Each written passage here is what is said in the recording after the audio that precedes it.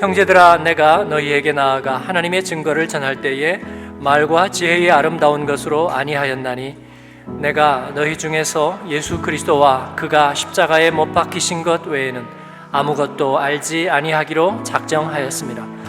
내가 너희 가운데 거할 때에 약하고 두려워하고 심히 떨었노라. 내 말과 내 전도함이 설득력 있는 지혜의 말로 하지 아니하고 다만 성령의 나타나심과 능력으로 하여 너희 믿음이 사람의 지혜에 있지 아니하고 다만 하나님의 능력에 있게 하려 하였노라.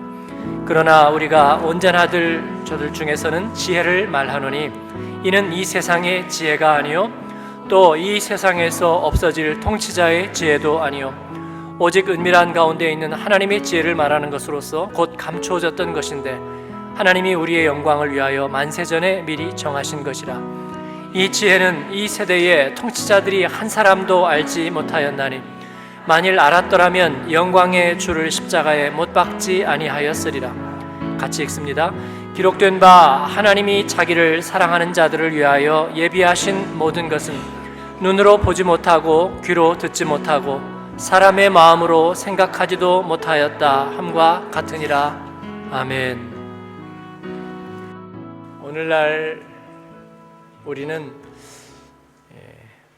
복음이 전해지기 가장 힘든 시대를 살고 있다, 그렇게 생각이 됩니다. 복음을 먼저 받아들였던 이 유럽 사회가 그 길을 걸어갔습니다. 그리고 놀랍게도 그럴 것 같지 않았는데 한국 사회에도 굉장히 빠른 속도로 불신 사회가 되어가고 있습니다. 복음을 별로 필요로 하지 않는 것이죠.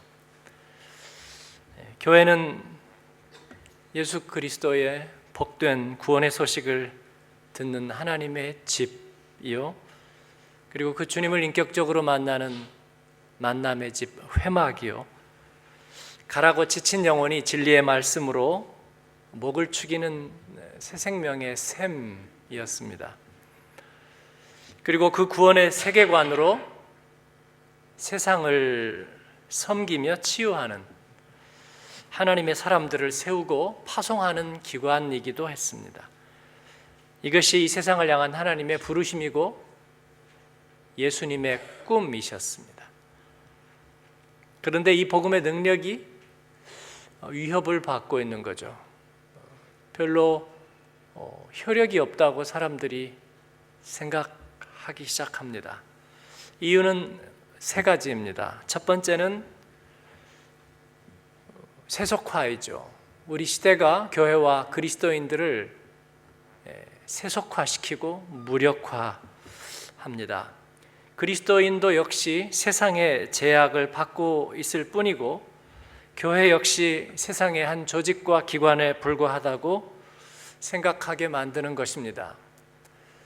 이 세상에 있다면, 이 세상의 3차원에 갇혀 있다면 우리는 시대정신의 지배를 받게 되고, 그리고 역시 물질의 지배를 받게 되는 것이죠. 그래서 교회와 그리스도인도 돈으로 인수분해 시켜버리는 것입니다. 모든 문제는 그렇게 단순화시킬 수 있겠습니다. 그래서 탈종교의 시대가 되어가고 있고, 그리스도인들은 그래서 교회에 소속감을 갈수록 느끼지 못하고 소속을 던져버리는 사람들도 많이 나오고 있습니다. 시대정신, 복음의 능력이 위협받고 있는 두 번째 이유를 찾는다면 내적인 문제입니다. 사실은 세속화의 위협은 언제나 있었습니다. 구약시대 때부터 있었어요. 그러나 이것이 현실로 드러나는 이유는 내부의 문제입니다. 그리스도인들 가운데 만연하고 있는 비관주의가 그 이유 중에 하나라고 볼 수 있습니다. 진리의 말씀이 무력하다는 생각을 자신들이 스스로 하고 있는 것입니다. 복음 안에 있어도 변화되지 않는다는 생각을 그리스도인들이 하고 있는 것입니다. 진리의 말씀이 세상의 정보와 지혜보다 실제로는 못하다. 말로는 하나님의 말씀이 가장 빛과 진리와 그렇게 얘기하면서 실제로 의지하고 있는 것은 세상이 주는 정보와 지혜에 의지를 하고 있는 거예요. 그리스도인들이 말씀 공부보다는 건강이나 어학이나 취미 강좌에 훨씬 더 우선순위를 두고 있는 경우는 너무나 쉽게 보는 것입니다. 두 가지 문제 얘기했습니다. 복음이 능력을 발휘하지 못하는 이유. 그런데 여기까지는 인간의 문제입니다. 그래서 우리는 기독교의 문제, 인간의 문제, 교회의 문제, 인간의 문제, 그리스도인의 문제, 인간의 문제라고 생각합니다. 정말입니까? 아닙니다. 세 번째 이유가 있습니다. 성경이 우리에게 분명히 말씀하고 있고, 그리고 우리가 영적 생활에서 분명히 경험하고 있는 우리 인생이 하나님의 자녀 되는 것을 회복하지 못하도록 대적하는, 하나님과 대적하는 공중권세, 어둠의 세력, 그리고 죄의 세력이 있습니다. 그들이 바로 이 문제를 조종하고 있기 때문에 복음은 위협받고 있습니다. 예를 들어서 생명체의 면역력을 지키기 위해서 의학이 노력합니다. 그러나 이 의학이 발달할수록 이를 깨트리려는 바이러스 또한 계속해서 진보하고 있습니다. 마치 보이지 않는 기싸움이 계속되는 것과 같아요. 그래서 어느 의학 칼럼에 의학의 진보는 바이러스의 욕망을 따라잡을 수 없다, 누가 그런 얘기를 쓴 적이 있습니다. 우리의 싸움은 이 시대적인 것만이 아니라 보이지 않는 죄와 그리고 하나님을 거스리는 불신앙과 그리고 어둠과 저 공허의 세력과의 싸움이기도 합니다. 만약에 우리가 복음으로 바꾸려고 하는 문제가 이 시대에 속한 문제라면, 사람들의 라이프 스타일과 법 질서와 그리고 이 세상 속에서의 욕망과 겸손의 문제, 관계의 문제라면 이 세상의 지혜가 훨씬 더 유익할 거라고 저는 생각합니다. 그러나 문제가 그보다 더 깊은 곳에 있다면, 인간의 문제로 터치할 수 없는 깊은 곳에 있다면 이 세상의 지혜는 별반 쓸모가 없는 것입니다. 죄의 문제는 종합 비타민 아무리 통째로 먹어도 해결되지 않습니다. 교양 강좌를 아주 통째로 구워 삶아도 인간의 죄의 문제는 해결되지 않습니다, 여러분.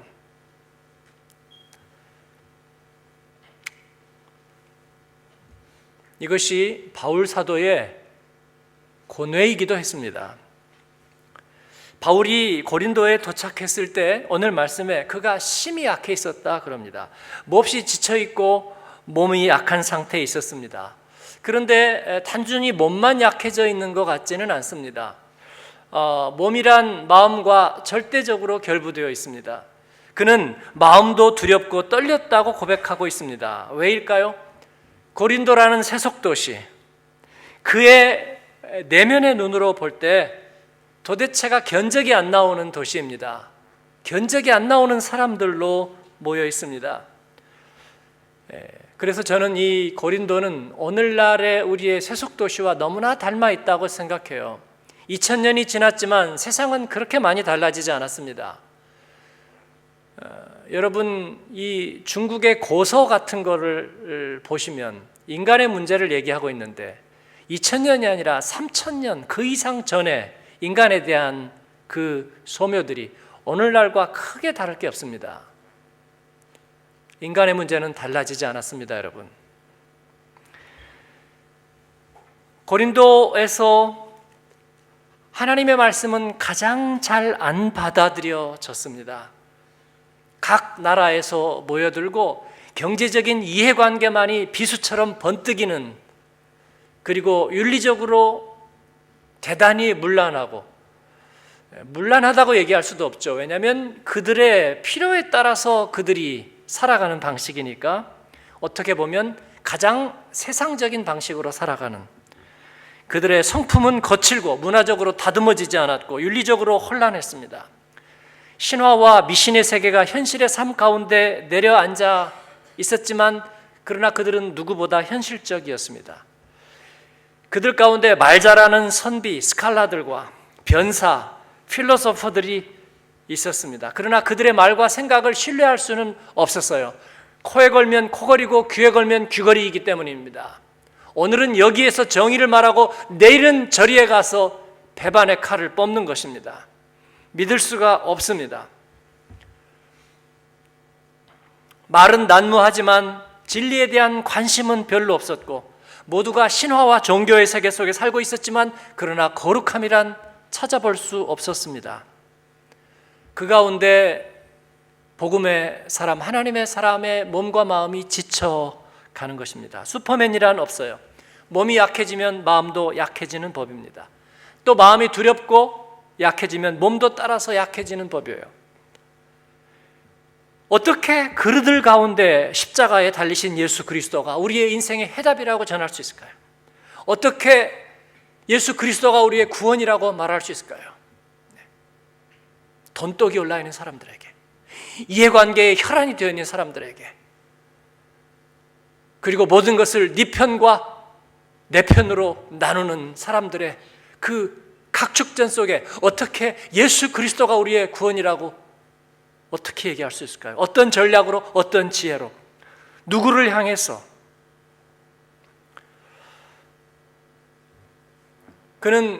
바울 사도는 여기에서 갑자기 호흡을 정리하면서 하나님의 지혜를 말하고 있습니다. 하나님의 지혜에 자신은 모든 기대를 걸 뿐이라고 말합니다. 그런데 그 하나님의 지혜는 비밀이라고 말해요. 비밀인 하나님의 지혜를 가지고 어떻게 이 세상에 하나님의 복음을 전할 수 있다는 말이에요, 여러분. 세상의 지혜와 하나님의 지혜를 그는 대조시키고 있습니다. 세상적 지혜는 이 세상의 3차원 안에서 통용되는 원리라고 그렇게 볼 수 있습니다. 여러분, 3차원은 뭐죠? 점, 선, 면이 이어진 게 3차원입니다. 그래서 우리의 집은 3차원이죠. 이 세상에서의 삶은 그래서 3차원이라고 그렇게 말할 수 있겠습니다. 이 3차원 안에서 인간은 세 가지 근원을 통해서 지식을 쌓게 됩니다. 뭐냐면 보는 것, 듣는 것, 생각하고 깨닫는 것입니다. 이를 통해서 인간은 3차원의 집을 이루어 가는 거예요. 출애굽기에 보면 요셉을 따라서 창세기에서 이집트에 가서 정착한 히브리 사람들이 이제 그곳에서 살다가 노예가 되었습니다. 요셉이 죽고 그 다음에 히브리인들을 차별하는 파라오를 따라서 그들은 노예가 되었습니다. 노예란 1차원적인 인간입니다. 그냥 존재도 없어요. 점과 같은 존재인 거예요. 노예는 1차원적 인간입니다. 여러분, 거룩한 노예라는 말을 들어보셨나요? 노예는 거룩하지 않습니다. 그들은 그냥 도구로 존재하는 거예요. 희망이 없습니다. 근데 이 노예들의 삶을 바라보면요, 희망도 없고 그리고 지배당하고 도구처럼 쓰임받잖아요. 그러면 노예들끼리는 서로 사이좋게 지내면서 서로를 위할까요? 아닐까요? 이타적이고 희생적이고 거룩한 노예, 이런 말 들어보셨습니까? 아니요. 노예 제도는 노예를 그렇게 만들려고 하지 않습니다. 그래서 노예들은 속성적으로 이기적이에요. 자기가 먹고 자기가 일하고 그걸로 끝이에요. 1차원적인 인생입니다. 이를 어떤 이가 자폐적 이기주의라고 그랬어요. 자폐적 이기주의. 삶과 죽음이 자기에게 달려있잖아요. 그래서 이 노예들은 악착같이 이제 노예의 상태를 벗어나서 몸부림치며 먹고 그리고 자고 그리고 자녀를 낳고 생존하는 것을 확보하려고 애를 씁니다. 그게 2차원의 노력입니다. 내가 살 집은 적어도 확보해야 되겠다. 내가 먹고 살 것은 확보해야 되겠다. 내가 적어도 죽임을 당하지 않는 생존권은 확보해야 되겠다. 이것이 이 세상에서의 노력이에요. 이스라엘 사람들이 그렇게 했습니다. 그래서 2차원을 확보했습니다. 그런데 그를 위해서 대가를 치러야 되는 거예요. 여전히 그들은 경쟁해야 됩니다. 내가 살기 위해서, 내가 살아야 그리고 가족을 지킬 수 있으니까 네가 죽든지 내가 죽든지예요. 경쟁적 이기주의가 2차원적인 삶에서의 지배적인 삶의 방식이 되었습니다. 악착같이 몸부림치면서 먹고 살고 그리고 자녀를 낳고 번성하고, 거기서 끝은 아니죠. 이게 무슨 삶이에요. 인간답지 못하잖아요. 이제는 뭔가 내가 차지하고 있는 게 있어야 되는 거죠. 이래가지고 하루 한 달 그냥 딱 먹고 살고, 빵 몇 봉지 사고, 그리고 쌀 2포대 사고, 그리고 교통비 딱 나오는 그 삶으로는 만족하지 못하죠. 휴가도 가야 되고요. 그리고 부족한 장도 하나 사야 되고, 그리고 신발도 여벌로 하나 있어야 되잖아요. 저는 불과 몇 년 되지 않았어요. 저는 사람은 시계가 하나만 필요한 걸로 생각하고 있던 게 제가 한 5년 전까지만 해도 그랬습니다. 단기 선교를 가는데 어떤 집사님이 옆에서 목사님 시계가 좋으네요. 그래서 그렇게 좋지는 않은데, 그랬더니 제 얘기는 단기 선교 가기에 상당히 좋은 시계라. 저는 이거 늘 차고 다니는데요. 그랬더니 고무로 된 줄을 양복에는 잘 안 입죠. 제가 고무로 된 줄을 타고 있었거든요. 그래서 그러면 시계가 또 있어야 되나, 아니면 줄이 또 하나 더 있어야 되나. 제가 이렇게 나이브합니다, 여러분. 옷이나 복장에 따라 다른 시계를 번갈아 찰 수 있다는 것을 제가 안 지가 얼마 되지 않았어요. 그렇구나. 그런 거예요. 그러니까 왠지 시계 하나로는 좀 부족해 보이는 거예요. 그 시계도 잘 차지 않습니다. 제가 요즘 시계가 별로 필요가 없죠. 그렇죠. 인간은 그 다음에 뭔가 내가 차지하고 있는 게 있어야 된다는 거예요. 그걸 우리는 기득권이라고 불러요. 그래서 인프라를 닫고, 그 다음에 별장도 세우고 레저 단지도 세우고, 그 다음에 복지와 후생에도 관심을 가지는 이 모든 것들이 이제는 우리가 점과 선만으로는 안 되는 거예요. 이 면을 세워서 이제 우리의 공간, 우리가 지키고 우리가 차지하고 누리는 삶을 이루어야 된다는 거예요. 거기에는 뭐가 지배할까요? 우리가 얘기하는 무슨 상생, 서로 함께 공존하는 거, 평화, 질서? 아닙니다. 그 안에는 기득권적 이기주의가 지배하는 거예요. 그래서 내가 나의 집과 나의 영역과 그리고 나의 이익을 차지하고 누리는 것입니다. 소유가 있어야 하고 이를 유지하기 위한 체제가 필요한 것입니다. 그런데 그렇게 발전하는 인간의 지식과 지혜는 문제점에 부딪히게 됩니다. 첫 번째는 시간의 제약을 넘어설 수가 없습니다. 그들 앞에 어떤 때가 올지를 모릅니다. 이집트가 멸망할 것을 이집트에 아무 누구도 몰랐습니다. 아수르가 멸망할 것을 아무도 몰랐어요. 예루살렘을 18만 군대를 가지고 사내립이 쳐들어와서 둘러쌀 때만 해도 기세가 등등했어요. 그런데 하루아침에 전염병에 의해서, 성경에 의하면 하나님께서 그들을 치셔서, 헤로도투스의 역사에 보면 쥐가 옮기는 패스트에 의해서 그들은 하루아침에 18만이 몰락하고 주력 부대가 원정에 가서 몰락함으로 아수르라는 나라가 몰락해버렸습니다. 그리고 무려 1000년 이상을 토사에 덮여서 아수르가 있는 줄도 모르고 1860년대까지 그대로 있었던 거예요. 때를 알지 못합니다. 바벨론 제국도 역시 그들이 몰락할 때를 알지 못했어요. 헬라 제국도 마찬가지였고, 그리고 아리스토텔레스를 스승으로 삼았던 알렉산더 대제도 자기가 죽을 날을 알지 못했고 10년 통치하고 젊은 나이에 세상 떠날 줄 알지 못했습니다. 로마 제국도 역시 마찬가지였어요. 로마의 평화도 속절없이 깨져버린 것입니다. 이 세상에서 3차원적 이기주의를 이루고 사는 이 세상의 지혜는 시간에 대한 답이 없어요. 또 하나 문제는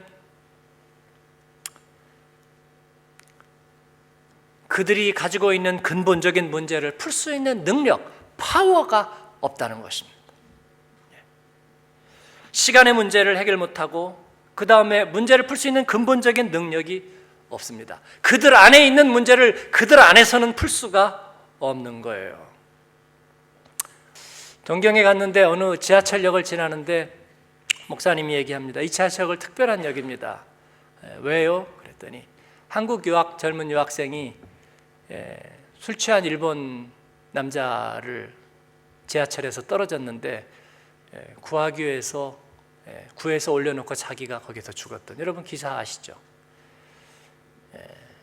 그 기억이 있는 지하철역에서 굉장히 특별하고 일본 사람들의 한국에 대한 생각이 완전히 바뀐, 그래서 이 지하철역은 굉장히 우리가 지나갈 때마다 굉장히 가슴에 남는 그런 곳이라고. 제가 굉장히 마음이 뜨거워졌습니다. 과거의 문제를 우리는 어떤 방식으로 해결해야 할까요?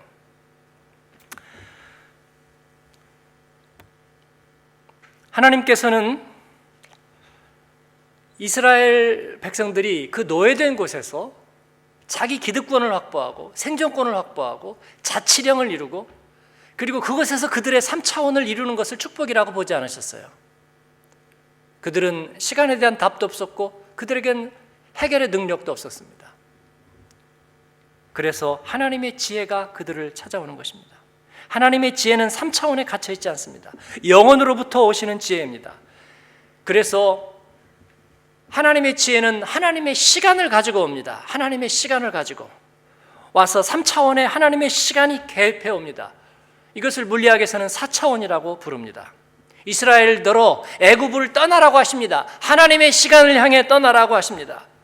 3차원에 우리가 지금 기껏해서 다 일어났는데 이거 어떡하고요? 그거 버리라고 하십니다. 3차원의 이기주의로는 하나님의 뜻과 비전을 이룰 수가 없는 거예요. 사랑하는 여러분, 우리 안에 철옹성을 치고 그리고 우리의 기득권을 지키는 것으로는 우리에게는 답이 없는 것입니다. 하나님의 시간을 보라고 하십니다. 비전을 품고 익숙한 것들과 결별하라 하십니다. 그래서 그들은 출애굽하는 것입니다.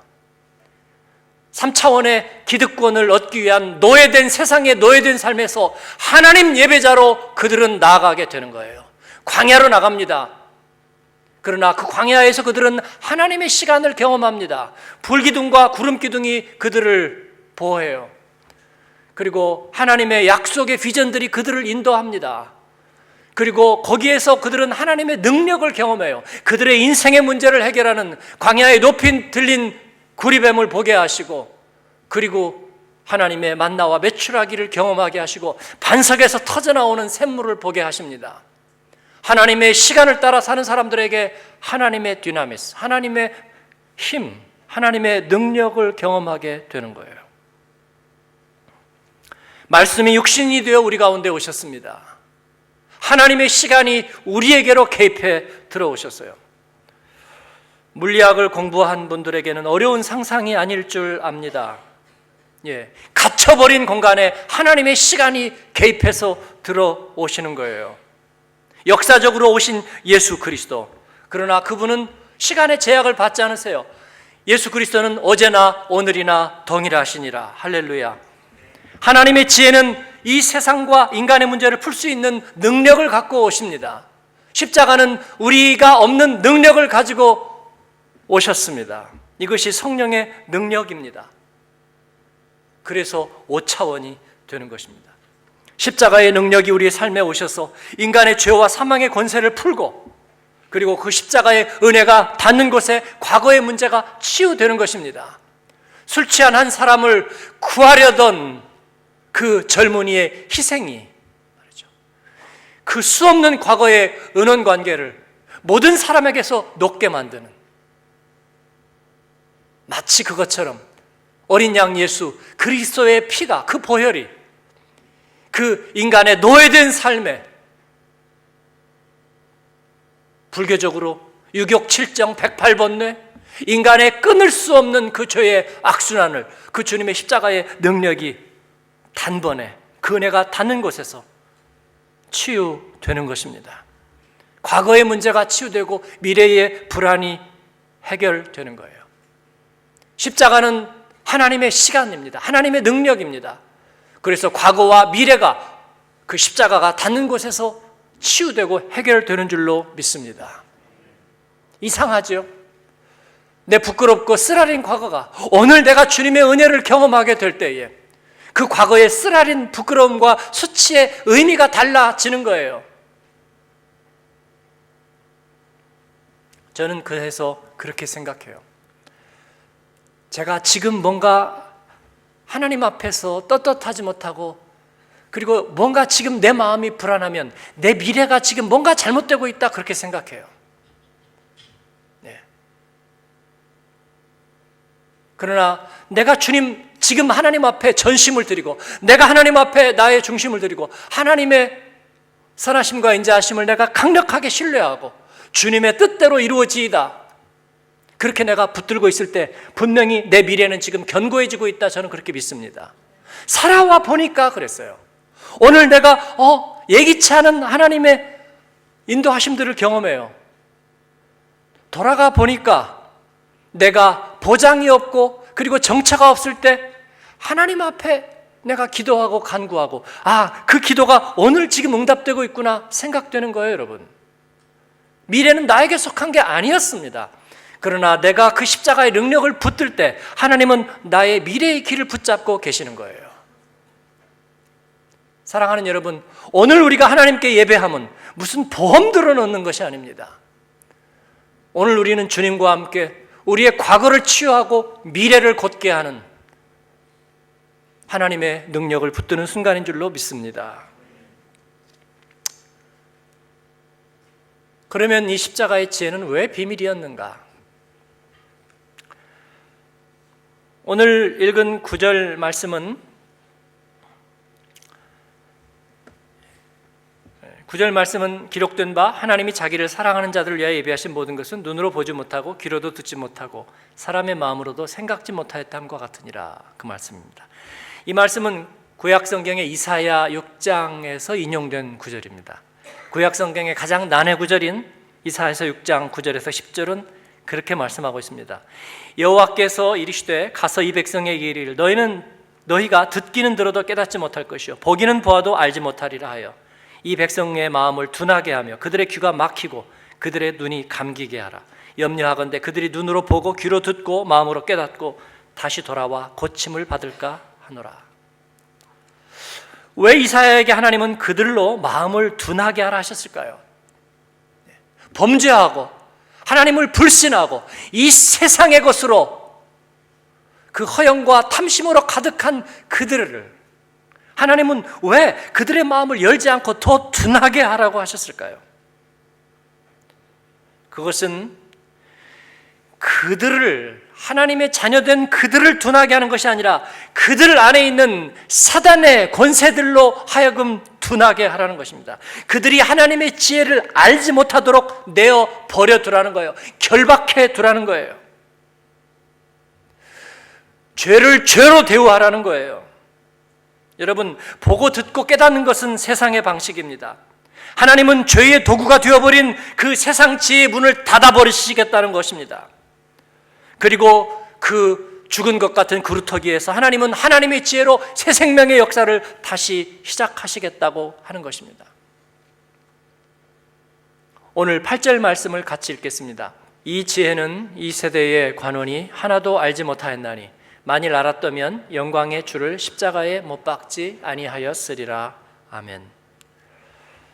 이 십자가의 지혜는 이 세상의 관원, 즉 그 시대의 지배자들조차 알지 못하였다. 그리고 심지어 마귀도 알지 못하였습니다. 알았더라면 영광의 주를 십자가에 못 박지 아니하였으리라. 십자가에 예수 그리스도를, 하나님의 아들을 못 박고 그들이 이긴 줄 알았습니다. 그러나 그것이 하나님의 지혜와 비밀이라는 걸 그들이 몰랐어요. 이를 통해서 하나님은 하나님의 시간과 능력으로 우리의 인생에 자기 죄에 빠진 우리를 구원하려고 하나님께서는 계획을 세우셨습니다. 그들이 미리 알았더라면 예수님 십자가에 못 안 박았을 거예요. 하나님이 우리를 구원하시지 못하도록 방해했을 거라는 것입니다. 이것이 메시아 비밀입니다. 그래서 예수님은 십자가에 달리시기 전에 내가 십자가에 달릴 거라는 걸 아무에도 얘기하지 말라고 그랬어요. 왜 그랬을까요? 공중 권세 잡은 저 어둠의 권세들이 이 하나님의 비밀한 지혜를 미리 알지 못하도록 하시기 위해서입니다. 죄와 사망의 권세는 하나님의 계획을 저지하는 것이 목적이기 때문입니다. 그만큼 주님의 십자가는 능력입니다. 그래서 주님은 십자가를 지셔야 되었습니다. 달리 말하면 십자가가 없이는 안 됩니다. 십자가의 비밀이 없이는 우리에게 해답은 없습니다. 그 십자가는 과거와 미래의 우리 모든 삶의 유일한 대답인 줄로 믿습니다. 세상 문제, 종교개혁을 두고 이렇게 저렇게 개혁안을 찾는 이야기들이 얘기되는데 저는 그보다 근본적인 것은 십자가의 복음인 것을 분명하게 믿습니다. 우리의 근본이 하나님의 지혜로 십자가의 능력으로 새로워지고 우리가 하나님의 시간 앞에 드려지게 될 때에 하나님께서는 우리를 통해서 세상을 새롭게 하실 것입니다. 죄가 있고 테러가 있고 전쟁이 있고 욕망이 있고 죽음이 있다고요? 예, 내버려 두십시오. 그들에게 하나님 나라의 회복의 계획을 비밀로 하십시오. 그리고 우리는 주님을 따르는 것입니다. 세상 죄와 세상의 악에 대해서 그렇게 두려워하지 않는 저와 여러분이 되기를 바랍니다. 주님의 나라는 달려갈 거예요. 우리는 하나님이 얼마나 놀라운 계획을 가지고 계신지 우리 알지 못했습니다. 그의 시간과 능력이 어떠한지 알지 못했습니다. 뿐만 아니라 우리의 원수 사단도 알지 못했어요. 왜냐하면 그들은 과거의 영이기 때문입니다. 그리고 그들은 죽음의 영이기 때문입니다. 그 사탄은 이 하나님의 놀라운 계획을 알지 못했습니다. 그래서 그들이 거지반 승리했다고 생각했어요. 예루살렘을 가짜 종교인으로 가득 채워놓고 그리고 그들이 분열을 일으키고 하나님의 아들을 십자가에 못 박으면서 의기양양했습니다. 이제 다 끝났다. 니들 다 끝났다고. 그러나 그들이 알지 못했던 것은 하나님이 계획한 하나님의 지혜였습니다. 이집트의 파라오가 알지 못했던 것들은 하나님께서 이스라엘 백성을 불러내서 일으키실 하나님의 구원의 계획이 어땠는지 그들은 알지 못했어요. 여러분을 괴롭게 하는 모든 죄와 그리고 악한 영의 괴계들도 모를 겁니다. 하나님이 여러분을 통해서 이루실 하나님의 승리가 어떤 것이고 하나님의 주시는 간증이 어떤 건지 그들도 모르고 있을 거예요. 놔두세요. 모르게 놔두세요. 두려워하지 마십시오. 하나님이 주신 아름다운 소원은 하나님이 관리하십니다. 주님의 마음을 주님께 저장하고 죄의 권세가 까부르지 못하게 하십시오. 세상이 어떻다고, 주님의 능력이 요새 없다고, 주님의 곁을 사람들이 떠나간다고, 풍랑과 바람이 불어 큰 일이 났다고 떠드는 소리에 동요되지 않을 것입니다. 예수님은 백고물을 베고 편안히만 주무십니다. 어찌하여 너희가 믿음이 없느냐? 그렇게 물어보십니다. 여러분, 세상 교회가 다 무너져도 예수님 십자가 하나 살아있으면 되는 줄로 믿습니다. 호들갑 떨지 맙시다. 인간의 문제라고 여기지 맙시다. 그리스도인이 거지반 죽어서 예수님도 다 끝났다 그렇게 말하지 맙시다. 우리는 매일 십자가에서 죽으면 됩니다. 그랬잖아요. 갑바도키아에서도 그리고 콜로세움에서도 우리의 답은 같았습니다. 자기를 위하여 사는 자도 없고 자기를 위하여 죽는 자도 없었습니다. 우리의 답이 예수 그리스도이니 생명 살리는 일을 위해서 쓰임받는 길을 가는 것이 우리의 인생의 뜻이니 우리는 그렇게 살면 되는 것입니다. 박해 때에도 평화 때에도 소나무 뿌리 껍질 먹으며 말씀 듣고 울고 주님 만나던 그 박해 때에도 나라를 빼앗겼던 때에도 그리고 잘 먹고 잘 사는 지금 이 시대에도 우리의 답은 같은 거예요. 복음의 능력을 우리는 의지하면 됩니다. 생명 살리는 일을 계속하면 됩니다. 우리의 시간과 능력의 주인 되시는 주님을 우리는 매일 바라볼 것입니다.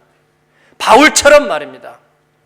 결과를 잠깐 미리 좀 엿볼까요? 고린도에서 어떤 일이 일어날까요? 그 척박한 곳에서 그리고 그 견적이 안 나오는 사람들 속에서 분쟁과 그리고 신화와 허탄한 신화를 쫓고 거짓된 욕망들을 쫓고 그렇게 규모 없는 사람들 속에서 바울 사도는 고린도서를 쓰면서 고생한 이야기, 고통받는 얘기만 가득 썼을까요? 아니요. 놀랍게도 고린도서에는 하나님의 그 놀라운 비밀들이 그리고 복음의 가장 아름다운 문구들이 고린도서에는 가득 차 있습니다. 고린도전서 13장만이 아닙니다. 고린도후서 5장만이 아닙니다. 도처에 그 아름다운 비밀들로 가득 차 있습니다. 그걸 누가 알았겠습니까? 여러분 삶이 힘드십니까? 아니요. 하나님의 비밀이 여러분 곁에 가까이 있습니다. 세상이 뺏을 수도 없고 줄 수도 없는 하나님의 사랑하는 사람들을 위해서 하나님 예비하신 것은 일찍이 사람들이 듣지도 보지도 마음으로 깨닫지도 못한 것과 같다 함이니라. 그런 일들을 저희 가운데 하나님께서 부어주실 것을 믿습니다. 그 주님의 일들을 기대합니다. 십자가의 계획이 드러나지 않았음에도 주님께서는 승리하신 것처럼 우리 가운데 이루실 주님의 나라가 주님께서 이루시고 분명히 이루실 줄로 믿습니다. 죄의 세력은 자기 괴계와 함께 무너질 것입니다. 저희는 이것을 분명하게 믿습니다. 사랑하는 여러분, 이 믿음을 가지고 십자가 백성으로 전진하는 저와 여러분 되기를 주님의 이름으로 축복합니다. 아멘. 기도하십시다. 우리 같이 말씀을 기억하면서 하나님 앞에 우리의 마음을 드렸으면 좋겠어요. 주님, 내가 깨닫지 못할 때 주님은 나를 향한 사랑을 확정하셨습니다.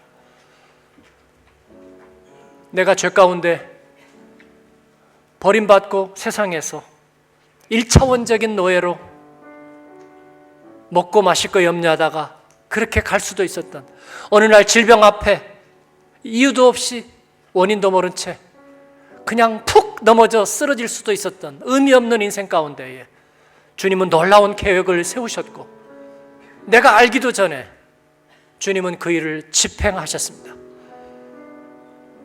하나님이 나를 이처럼 사랑하셨다는 것, 하나님 내가 미처 알지 못했던 그 일들을 주님께서는 이루셨고 오늘 그 주님 살아계시고 나를 영원으로 인도하시고 세상이 줄 수 없는 평안과 세상이 해결할 수 없는 우리에게 대답이 되십니다.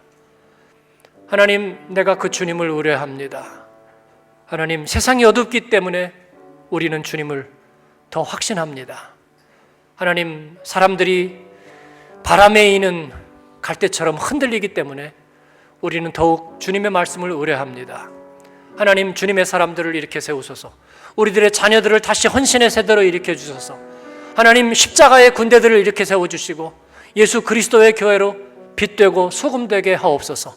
우리가 십자가의 날마다 레디컬하게 죽게 도와주시고 허영과 탐심은 십자가에 못 박게 도와주시고 생명 살리는 일에 쓰임받게 하셔서 복음 위에 살고 복음 위에 죽게 하옵소서.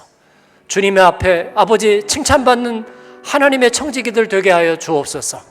모교회를 불쌍히 여기시고 하나님 순교자의 피로 세운 한국교회를 주님께서 복음의 물결로 다시 이렇게 세워주셔서 아버지 남북의 재통일과 하나님 신음하는 북녘의 형제 자매들을 다시 하나님 앞으로 되돌려 놓는 하나님 은혜와 신원의 날들을 이룰 수 있도록 하나님의 사람들을 일깨워 주시고 하나님 저희들을 십자가로 세워 주시옵소서.